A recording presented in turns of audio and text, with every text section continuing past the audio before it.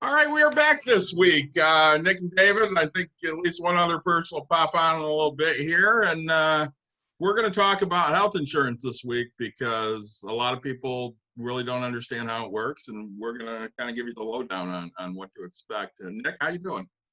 Hey, I'm good. Today I got a couple Bud Lights, the Old Faithful for me. It's my go-to. Very excited about today's episode. We've talked about, right? I mean, your history is the insurance field. I mean, that's what you do. I just happen to use it, and some people are going to be asking how's insurance related to investing in money. We're going to walk you through some of those things as well. Believe it or not, you can actually invest while having insurance. So again, Anheuser-Busch, real excited. If you guys want to go ahead and sponsor us, I probably drink a few kegs a year. Go ahead and ship that. David and I will drink that. David, what are you drinking? So I got a couple of fun beers this week. I went with beers from Shorts Brewing, and I'll jump on my soapbox in a minute here. First, I have Power of Love, and then I have Internet Dating. So excited about both of those. I saw a post from Shorts Brewing the other day.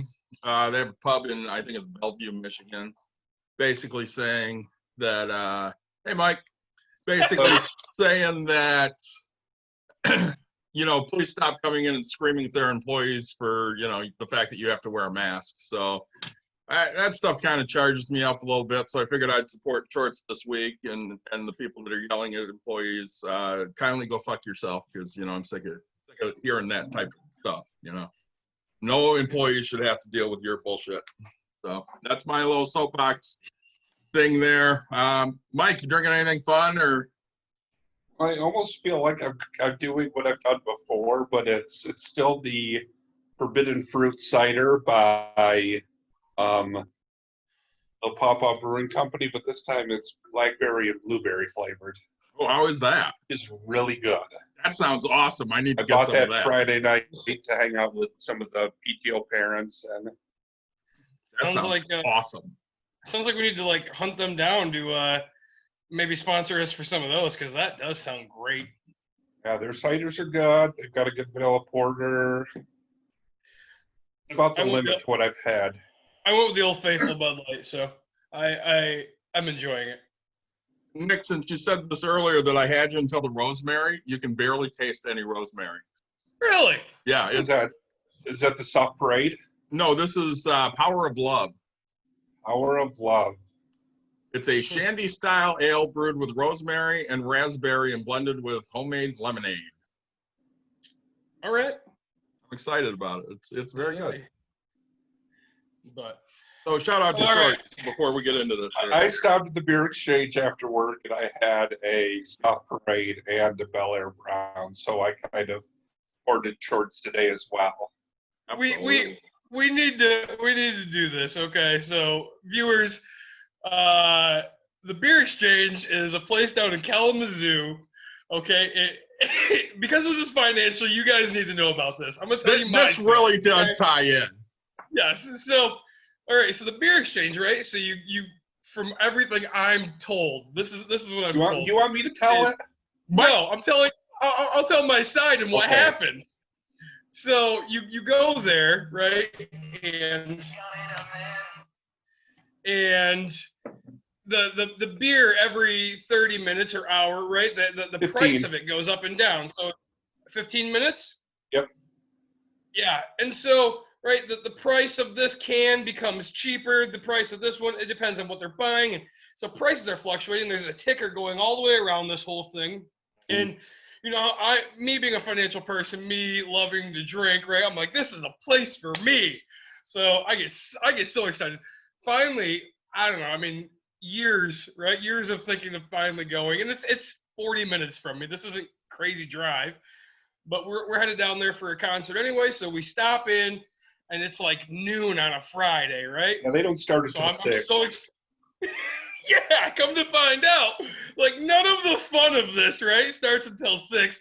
They hand me a straight menu with straight pricing, and it's just a regular bar, and I'm sitting here going, oh, that was the most disappointing, built up thing of my entire life, just to walk in and be oh, it's a regular Yeah. boring bar. Yeah, and Yeah, you so got to I go was so after 6 disappointed. to enjoy it. Yeah. And then a So few if times a anybody, night, the market crashes, and then the beer, the drinks are at their lowest possible price for how they price it. Like you sure, can get a Miller High Life for like $1.75 is like a 14-ounce Pilsner. it's not bad. Yeah, it's not. Let's say it's not bad. I remember we ended up buying a couple cans and eating some quick food, and it was, we were the only people there, right? I'm the only person that drinks at noon, so. I've been But there at noon yeah, before and drank. it's a And real other places at noon. it's a real fun sounding place. So if anybody's watching and they know any connections and they want to get the beer exchange to sponsor us, to have us in there, let us know. We'll come completely do it. Give me that satisfaction to know that I officially felt the what it really is, right? So I enjoy the financial part of that thing. It just sounds like an amazing time to go. My problem is right, once something goes plummeted, I'm gonna chug like 6 of them. Oh, I got a great deal. I'm a great deal buyer, right? All righty. So let's get into this one here. Oh, So I know typically I'm the one asking all the questions, but since this is my expertise, I think Nick's gonna more lead this conversation than I am, and I'm just gonna kind of explain everything that we go through here. sure. Right. So, David, insurance. I mean, there's multiple things. You see all these acronyms, HMOs, POS, PPOs. Um, what are they? What do they do? Can you tell me about insurance in general? So each of those is a different type of plan, and they're all governed by different oversight legislative bodies. Okay, so in Michigan, it's DIFS, which stands for Department of Insurance and Financial Services, maybe. Don't quote me on that. I may be wrong. So for an HMO is a health and maintenance organization. Basically, you are required to have a PCP, which a PCP is a primary care physician. You are only covered for anything that is basically in your provider service network. So they'll give you a list of these are the providers we will cover. And as long as you go to them, then you're covered. If you want to go to a doctor that is not covered under those, you're paying full price. It's not tracking towards any of your deductibles or out of pockets, anything like that. So it's probably the most strict plan there is. Most of the people I know either are on an HMO or a PPO. I've had an HMO ever since I got my own insurance. So, we're talking 20, almost 20 years.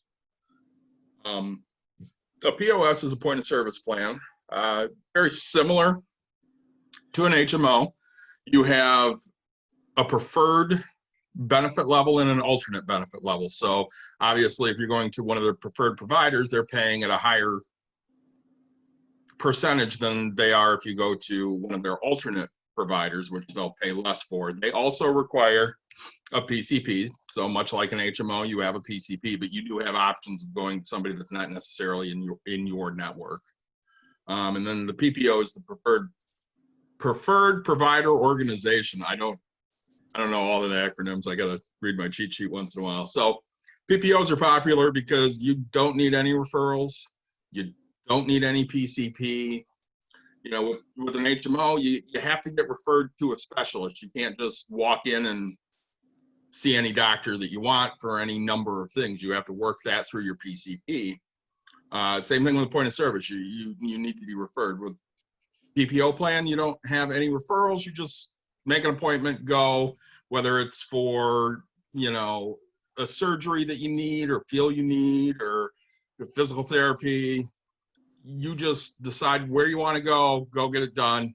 They have in-network and out-of-network benefits. Obviously, the in-network pays higher than the out-of-network does. Out-of-network benefits can get quite expensive, as with the POS and the alternate benefits. But You know, those are basically the three most popular types of insurance coverages for medical. You know, there are some other ones, but usually not worth getting into.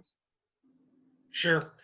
So you mentioned a couple things. I guess I want to talk about deductibles, out of pockets.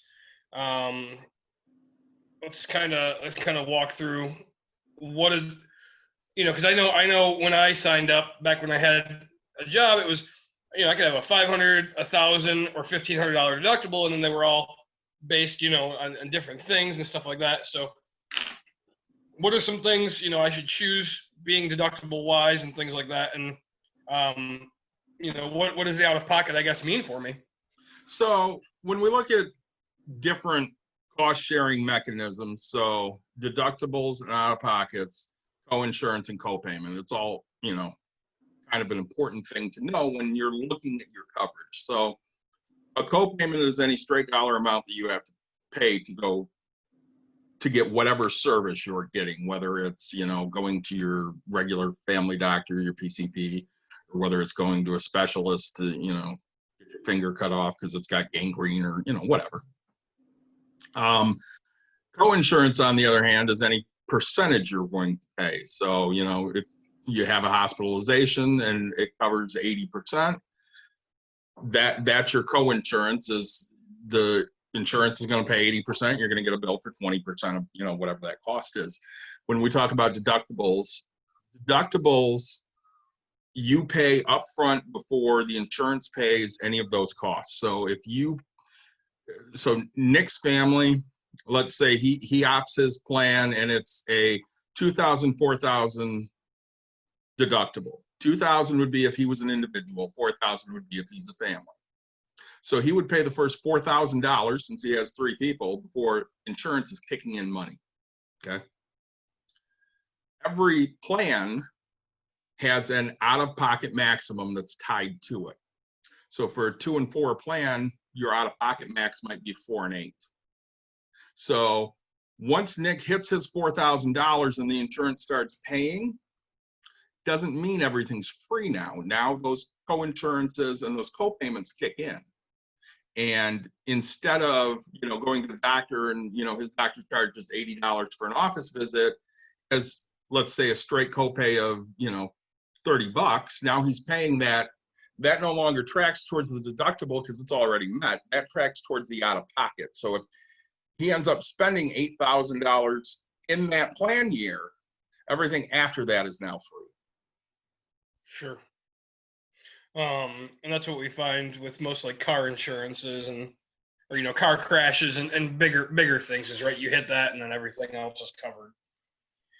Right now, I guess onto what I know a little bit about, and the fun part for me, the investing. Help me out, I guess, but like HSAs, right? HRAs, Benny cards. I mean, I think a crap ton of them. What do you got for us? So we'll start with HSAs because HSAs have gotten really popular over the years. So an HSA is a health savings account, which is not technically a health plan. Okay, it's a bank account that you can use to pay for qualified medical expenses, which could be I need to run to the store and buy Band-Aids. It's qualified medical expense. I need to pick up aspirin because I take an aspirin every day, or I got to get my prescription of Zoloft because my anxiety is out of control and I'm going to the doctor. Those types of things. You can pay all of these things out of your HSA.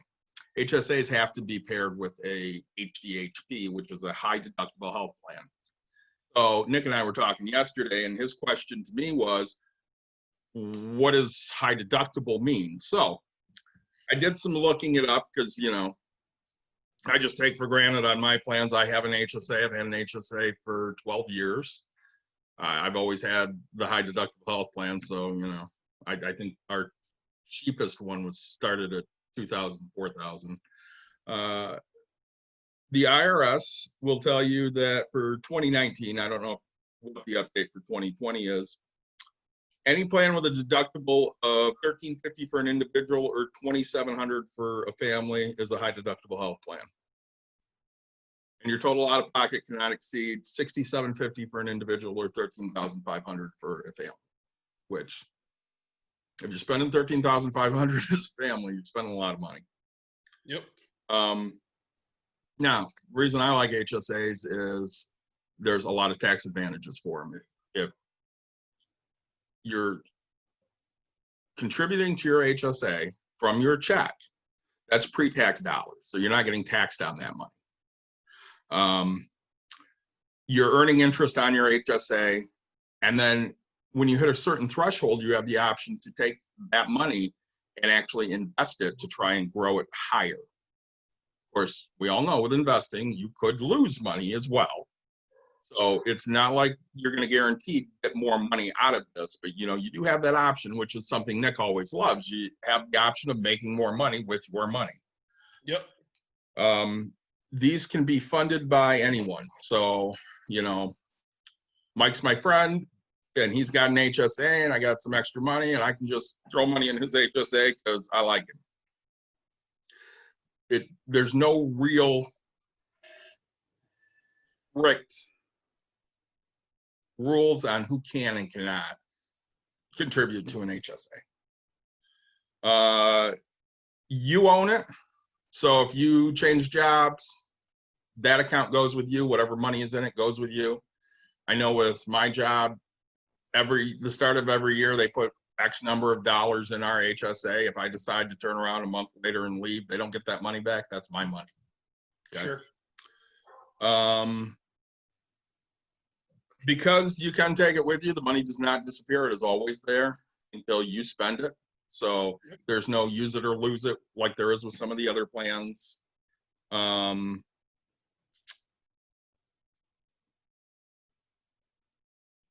think that hits pretty much most of the highlights for the HSAs. I know Nick really likes the investing aspect, and you had an HSA with your former job, didn't you, Nick? Yep. So, right, year one, or not year one, a few years back, they finally offered it. They used to just give us $500 right into it. So your $1,500 deductible looked like $1,000 deductible, kind of just right away. And then they said, nope, forget that. You have to put in 500 and we'll match 500. So $10 a week, pretty much. And then they matched it. So, forced to do that. We found out that there's a max that you're allowed to put into these. So guys, you can't just put your whole paycheck tax free and invest it. My wife and I, between the two of us, we came really close last year to reaching that because I'm treating everything as a financial tool. And I didn't know that there was a max at that point. So, right, I still have it, as David said. This is, as David said, this is it's a thing that stays with me. It's my money. So, right, I can still use that, and yes, it does have to be used towards medical expenses. But, so I just have a small nest egg sitting around there. So. Yeah, Nick brings up a great point. There are limits on how much you can put in. That's pre-tax dollars, and I believe for 2020 that's $6,750. Might be $100 off on that, but it's around that number. Yeah. After that, you can no longer contribute tax-free. So. I say, and it does include. That does include whatever match, right? So when David said, "Hey, it doesn't matter who puts it in," it's literally per account. So when I said that, they gave me $500, I was doing miscalculation because I thought it was just me personally and not what they gave me as well. So just a heads up on that. I say we had in our other plan, like the $1,000 deductible, the 500. We had this thing called an FSA, right? I think it's a flex spending account. Correct. You want to touch base on what that is, I guess? Sure. So Nick and I touched base on this yesterday because he asked me what a Benny card was, and I've never heard of a Benny card. So I started looking that up, and those can be used for any of the benefits we're going to talk about right now. But for him specifically, it was for his flex spending account. So flex spending accounts you can use for medical expenses. So same type of thing as HSAs, Band-Aids, doctor appointments, eye care, dental, anything. But you can also use these funds to pay for daycare, child care. So send your kid to daycare, this is pre-tax money. The big disadvantage to a FSA is if you don't use that money in that year, you lose it, so it's gone. So you have to keep track and make sure that you're using that money, or that money just goes away. Yep. So I've heard the terms HRA. I mean, what's that? So an HRA is similar to an HSA. It's a health reimbursement account. They're somewhat popular at work. I don't deal with them a lot, but I can give you kind of the basics. These are funded fully by your employer. So they put the money in, you can use it to pay for premiums and doctor visits and any qualified medical expenses. But because your employer puts that money in, if you leave the company, they keep their money. That's their money. That is not your account. Okay. So that's really the big difference between the HSA and the HRA, is that's their money versus the HSA, which is your money. Sure. I guess touching with you guys on the financial side of things, right? So I do, again, I personally gain my money. I pay my taxes on my gains and things like that every year. But I'm putting in pre-tax, so that's a great thing. One thing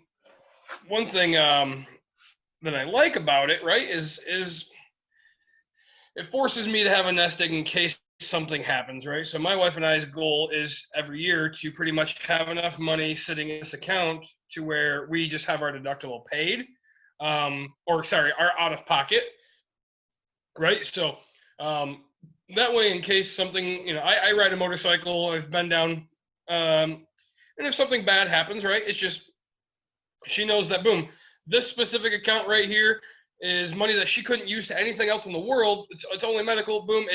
She just swipes the card, pays the bill, or makes the phone call. It's completely done.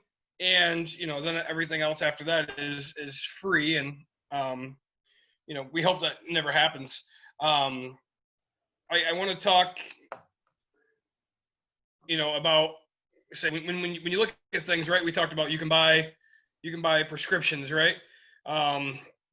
Some prescriptions are ridiculous in cost, right? So this is a great way, again, pre-tax. I mean, if you're in a 20% tax bracket, right? I mean, you save 20 cents on every dollar into this account. So to me, it's just a huge thing. And most people, I think, forget that there's such small things out there, right? Like David says Band-Aids, but right, like if you're going to the store, yes, how much of a pain in the butt is it to swipe for all your groceries or whatever, but then throw up your Band-Aids for, my daughter, she loves the smiley faces and the sparklies and all these, and you know what, like, boom, I already, so I'm saving 20% just on that bad boy, anything kind of over in that department. I mean, I get cuts and scrapes all the time, so bandages. So if for some reason you chop off the tips of your toes when you get in a motorcycle crash,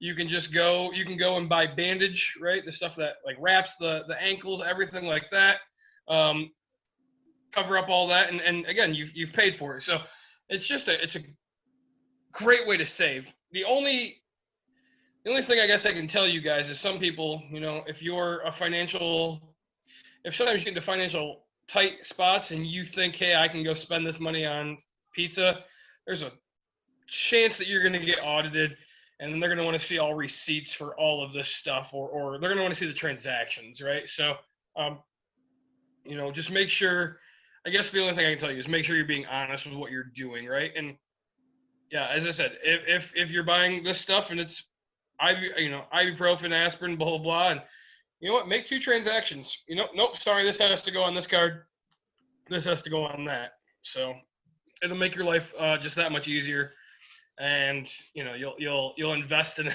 you'll invest in a greater way. So I say I love the investment thing. Any other acronyms out of ways to save or things like that we've missed, David? No, I think that really hits the highlights of the acronyms, the different types of plans that are out there, the ways to save with them, kind of the little intricacies each one has. The next thing I really wanted to hit was the Affordable Care Act, because it gets a lot of misinformation spread out about it. You'll hear it, especially a lot this year because it's an election year. They're going to talk about how they hate Obamacare. And then you're going to find the idiots that hate Obamacare that love the Affordable Care Act. Same thing. It's the same exact thing. All right. Now, people complain all the time because it's so expensive, I can't afford the insurance because Obama raised my rates and I didn't get to keep my plan and blah, blah, blah. So here's the deal. I own a company and I hire Nick.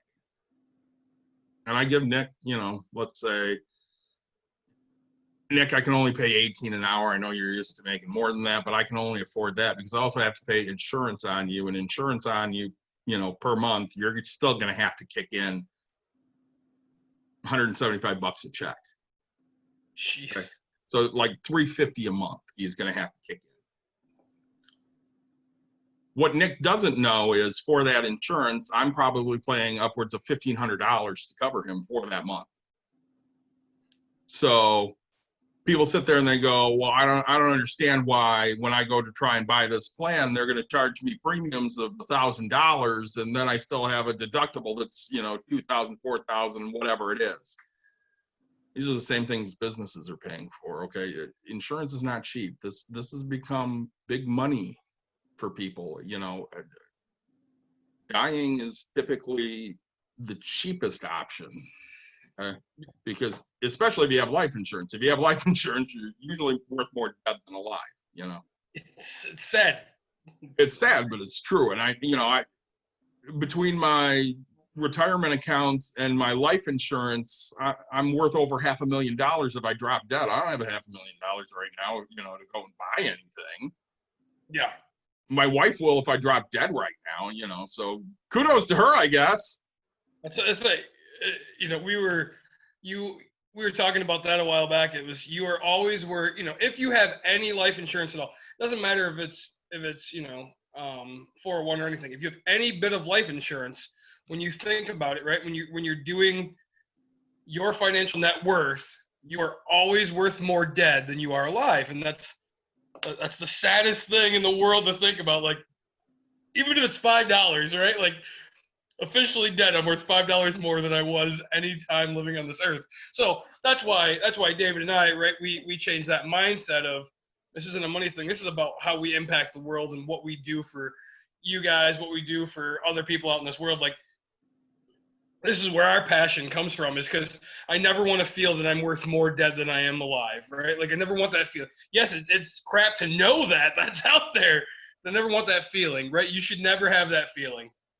Yeah, I say the Affordable Care Act, right? So, and that's what most people, I know you touched base on it. I want to give my 2 cents on it.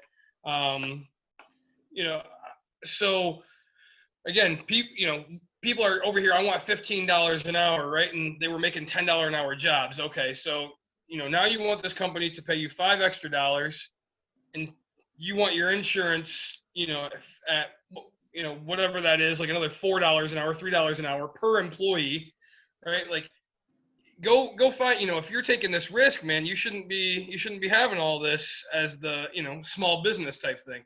Larger corporations, we could have this debate, and we probably should some other episode. Right. But like, you look at Walmart, right? Walmart, they hire part-time people because they don't have to give them benefits. And, that's one thing about the Affordable Care Act is like, nope, hey, everybody has to be offered, and it's trying to make it fair. So that way, there's nobody struggling type of a thing. And we never want to see anybody struggle in this world, right? our view is to help people get away from the struggle bus. That's why we gave you the HSA, the HRAs, the Benny cards, the FSAs, right? Those are things that you should be taking advantage of in your work, because right, it's when emergencies happen, you can't always come up with the money. Let's plan ahead, not in our own personal savings, so it doesn't attack. Because I would hate to see the day where I get in a car crash. So I'm out of car, right? Because I only have PLPD. I'm out of car. I have, I don't care, 100 grand in medical bills, and my wife has to stay at the hospital. So now she has to eat the food that's at the hospital, which I don't care, $5 subs every, right? But when you think about it, like it's not just that hospital stay that's expensive. It's, man, I got to come out of this. So, I want you guys to, that's how my mind works, right? Just to talk to you guys. My mind thinks worst case scenario of this, and then like builds like the actual like, again, most people don't think, hey, the $5 for food, like they don't add that up. People don't add the drive time, they don't add the car, they don't add the this. Like my mind just goes, I need every little bit of this and completely spelled out. But say the Affordable Care Act, I think, if we got it to a point to where everybody was able to afford, right, insurance, and we can cut down on some of the things that they charge, hospitals and all these things, it could be more affordable for everybody. You want to say hi? Let's see. So my kid's a YouTube star, and she's proud of it. I'm telling you, she tells me every day. But they say one other tip. Can I please wait for mommy in the driveway? You bet. One other tip, I guess, with most insurance, I know because my wife works in the hospital, we talk about it. You can call your insurance and see what we live in Grand Rapids, Michigan. That's what we call it, except for Mike lives down in Kalamazoo. But still, like he can see, hey, if for some reason he has to go have a foot surgery, right? My mom's having that. She can call a person and say, hey, how much does it cost? It's just like buying pizza. It sounds weird. Like if you want to, foot surgery is foot surgery. Yes, you can have doctors that'll do better in this and that, but you can go, hey, how much do you charge for foot surgeries? How much do you charge for foot surgeries? How much do you charge? And then they'll tell you how much it charges, and so you'll know your out of pocket cost and what you're gonna hit. So one thing to look into with your insurance, right? Just say everybody's got their cards and things, like carry your cards with you, and give a call, so that way if you're going to get surgery of anything, you know what the cheapest plan is. So Well, when we look at costs for the ACA, the best part out there is their subsidies. So if you make a certain amount of money, they make the insurance cheaper for you. Okay. The difference is if you fall off the subsidy cliff, we'll say, that's when it starts to get really expensive. So for Nick, he's not working at his job anymore. Let's pretend his wife doesn't have insurance and he needs to get insurance because he has a young daughter at home and they all need to be covered. So for Nick, as long as he makes under $83,120 a year as a family, he'll qualify for subsidies, because what they look at is up to 400% of the federal poverty line. Okay. So same thing for Mike. He's a family of three. He could get on a plan if he's under $83,120. Now, if he makes $83,130, no more subsidy. He's footing that full cost, which is going to be very, very expensive. Yep. So it's great that they have this out there. There's a marketplace. You can go shop for everything. I'm going to be doing this next year for my daughter because she's going to be 26, which, the two biggest wins for the ACA is you can keep your kids on until they're 26. They don't have to be full-time students because, let's face it, they don't understand it before they're 26. And even at 26, they probably don't understand it because I don't think I did. And I was working for the insurance company. We'll say I'm 32 and still don't know it all, right? I mean, And the other big one was you can't be denied for pre-existing conditions anymore. So, if you're diabetic or if you've had cancer, insurers used to deny you for those reasons, which kept costs low for healthy people, but it made unhealthy people go into massive amounts of debt because they couldn't afford any kind of insurance and nobody was cutting them any kind of deals. Yeah. So those were two huge wins that came out. And, people like to talk all the time about how expensive the Affordable Care Act is. So I looked up some stats because I love stats. So healthcare costs have been rising at alarming rates for the last several decades, pretty much since the 80s. Before the ACAs, premiums were rising over 10% yearly nationwide. Okay? So if a premium on an employee was $1,000, you can expect it to be $1,100 next year. It's just going up and up.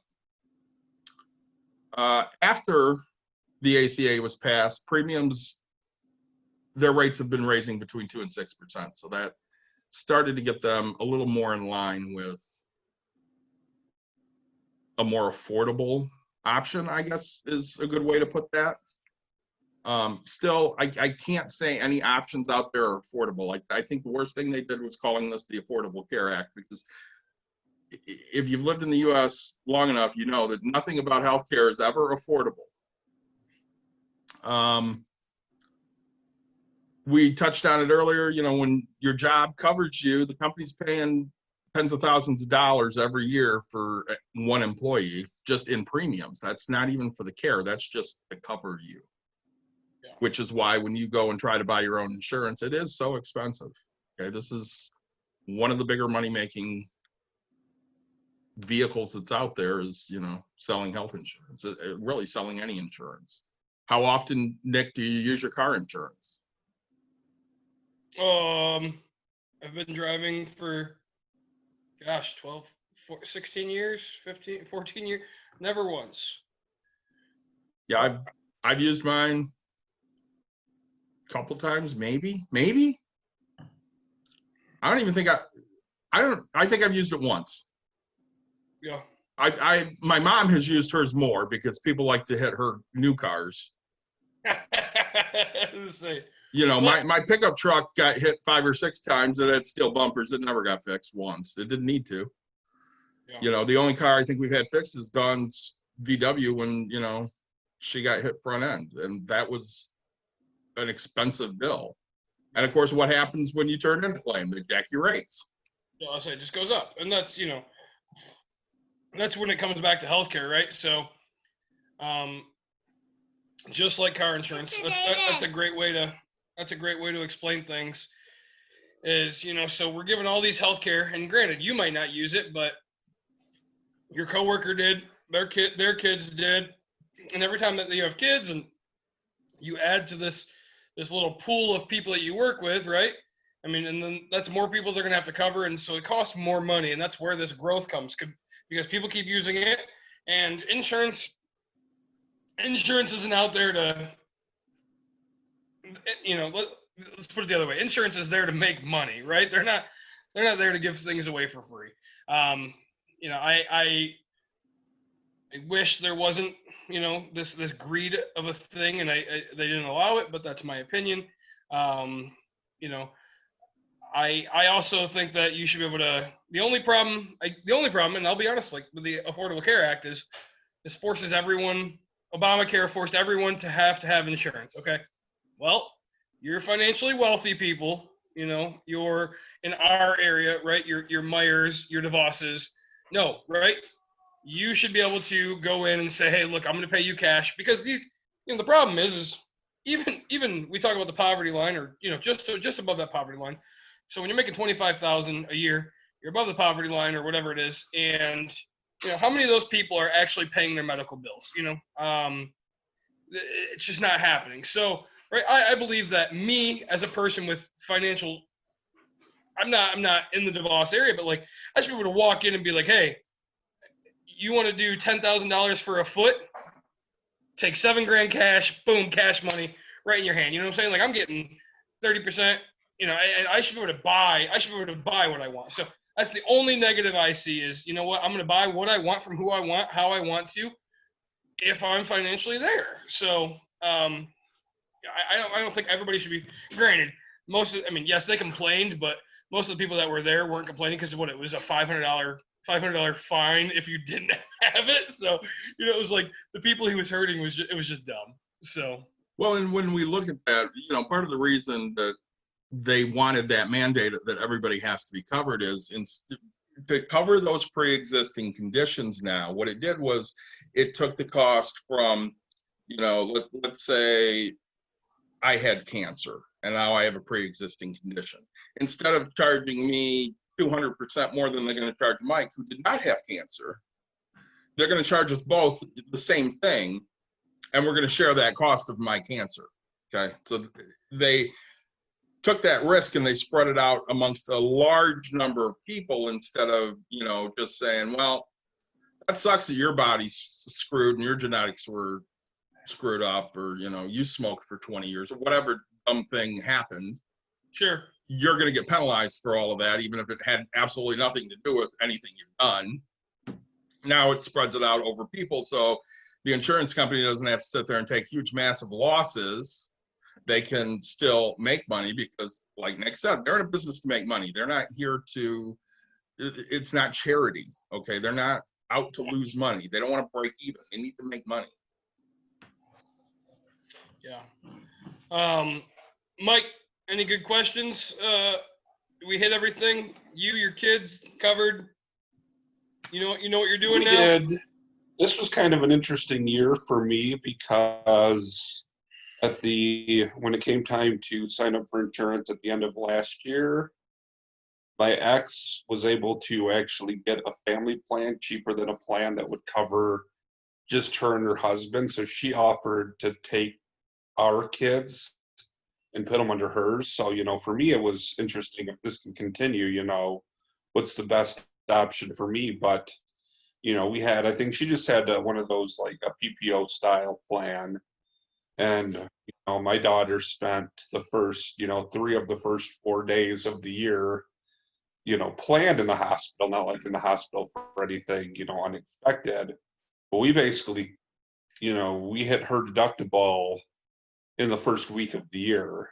So since then, everything has been free that she had to do for the kid. You know, she's got, you know, Max is doing some, you know, OT, Addie's in chiropractic, and it's all free at this point. So, you know, we talked a lot about out of pockets. You know, depending on what happens, you can cover your out of pockets really, really quick. But yeah, I mean, for me, it was good to hear. You know, I've always wondered the difference between high deductible and with an HSA versus just a standard plan where, you know, you have co-pays or co-insurance with every visit, and, you know, only would it take, you know, something really weird to reach that, you know, max out of pocket. Yeah. Well, I'm going to jump in the weeds here for a minute because, you know, I get a lot of questions from people on what plan should I sign up for. And I like to direct people towards an HSA in 2 circumstances. One, they're really, really healthy. Or 2, they have a lot of medical issues. So if you're somewhere in the middle, an HSA is probably not right for you because you absolutely want to either not spend any money or you want to hit that deductible. Yeah. Because at that point, it was a money-saving decision, okay? If you have $1,000 deductible and you pick an HSA and you spend $895, you cost yourself money because you probably would have spent less on a traditional plan where you're just spending your co-pays going in, you know, and you have whatever cost sharing, you know, weekly, bi-weekly is taken out of your check for those things. So most people know somebody that has some idea. When you get your plans, sit down with that person and say, okay, this is what the company covers, this is what I have to pay out of each paycheck, what makes sense for me? Because they can usually make some good decisions, you know, at least give you enough guidance so you can say, okay, well, I'm probably better off going in this direction than the other direction because, you know, in the long run, you know, I'm looking at a surgery next year, so the HSA really makes sense because I know I'm going to hit that deductible and maybe even my out of pocket. Whereas, hey, I'm healthy and I've been healthy, and I'd just rather take the risk of, you know, being on a traditional plan and spending less money. Yeah. Let's say you know, I always tell people, I'm like, look, if you know that you're on prescriptions, right? So like if you're a diabetic, there's probably a good chance you should take a really low deductible. You should just meet all that stuff. You know, Mike did it this year with his kid, right? Smartest thing, man. Schedule everything right in the beginning, save up your money and pay it, and then right, freedom becomes. So you know, so if you know that you're spending money right, I vote, you know, go with the lowest possible, and then if you're using it as a tool, like, yeah, I say I'm big, I'm unhealthy, but I don't, you know, and let's be honest, if I'm unhealthy, I wouldn't know it because I don't go see a damn doctor anyway. You know, so at that point, it's like I'm going to take that risk and just take the HSA with the higher deductible, and you know, if it happens, then I guess I'll pay for it there. But however many years it's going to take, I'll have that money saved up. So, you know, I guess I do things in a financial sense. So, anything else to add from anybody? I think for my part, I hit the highlights. Yeah, say Bud Light, say Anheuser-Busch, appreciate it. Always great to drink some Bud Light. Guys, like, subscribe, share the video, let everybody know what's going on. Mike, what was that cider again? It is called Forbidden Fruit. Yeah, from Paw Paw Brewing. So if anybody knows anybody at Paw Paw Brewing, reach out to us. We all want to try it. I mean, Mike can try it again. We're looking for that sponsorship. Guys, again, I appreciate you guys watching, and have a great night. Yeah, I'm gonna give one more shout out to Shorts. I'm sorry people yell at you in the brewery there. Tell them to piss off, and I'll keep buying shorts. And I'm gonna make that as a shirt. Just piss off. thanks for joining us again this week, guys. If you have ideas of things you'd like to hear, please let us know. We're always looking for ideas. I'm hoping next week we can catch up with DJ and see how the house buying experience went. I know we've been teasing that for a couple weeks now, but I think he's getting ever closer to closing. So I'm kind of hoping to get towards that point when we can sit down with him. So Yeah. other than that, it's been good joining you boys as always, and we'll see you guys next week. Good night.